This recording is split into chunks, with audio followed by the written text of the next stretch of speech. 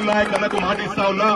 మోహన్ నాయక్ అన్న పొద్దున మాట్లాడినప్పుడు నేను దాదాపు హాఫ్ అన్ అవర్ పట్టింది కన్విన్స్ చేయడానికి. కన్విన్స్ చేసే కన్నాడు నేను ప్రతి తాండా ఈ రోజు నువ్వు తిరిగి 17th నాడు పెద్ద ఎత్తున జాయిన్ అవుతాన్నా. ఈ రోజు నా ఒక్కొక్కరికి కండవా నేనన్నా కండవా వేసి వెళ్తాము.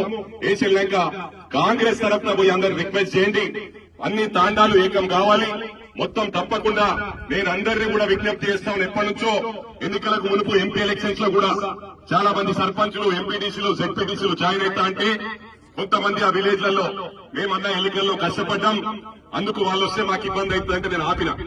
ఇవాళ వీళ్ళకు రిక్వెస్ట్ చేసిన, ఎవరైనా వస్తా ఉంటే వాళ్ళ గుర్తింపు వాళ్ళకి ఇస్తాం.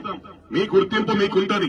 ఈ పార్టీలో ఒకటి నేను విజ్ఞప్తి చేస్తా ఉన్నా, నేను 40 సంవత్సరాల నుంచున్నా, 50 సంవత్సరాల నుంచున్నా కాదు. బుల్లెట్ దిగిందా లేదా లెక్క అని ఎంత చేశాడో లెక్క.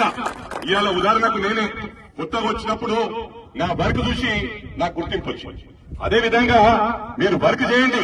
రేపు మళ్ళా కాంగ్రెస్ మాతోనే వచ్చిందనే విధంగా ప్రతి ఒక్క కార్యకర్త కృషి చేయండి. మీకు అండగా ఉంటా. ఈ లోకల్ బాడీస్ లో మన సత్తా చాటుకోవాల్సిన అవసరం ఉంది.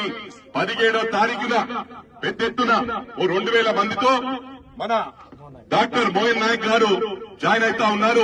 ఆ రోజు పిసిసి అధ్యక్షులు, అదేవిధంగా ఇన్ఛార్జ్ మంత్రి వివేక్ వెంకటస్వామి గారు ఇద్దరు కూడా రావడం జరుగుతుంది. దాదాపు చాలా మంది సర్పంచులు, ఎంపీటీసీలు, మాజీ ఎంపీటీసీలు, మాజీ సర్పంచులు పెద్ద ఎత్తున ఆ రోజు జాయిన్ కాబోతా ఉన్నారు. ఆ రోజు కనీ విని ఎరగని స్థాయిలో మరి ఆ రోజు జాయినింగ్ ఉంటుందని చెప్పి కూడా ఈ సందర్భంగా తెలియజేస్తూ జై కాంగ్రెస్.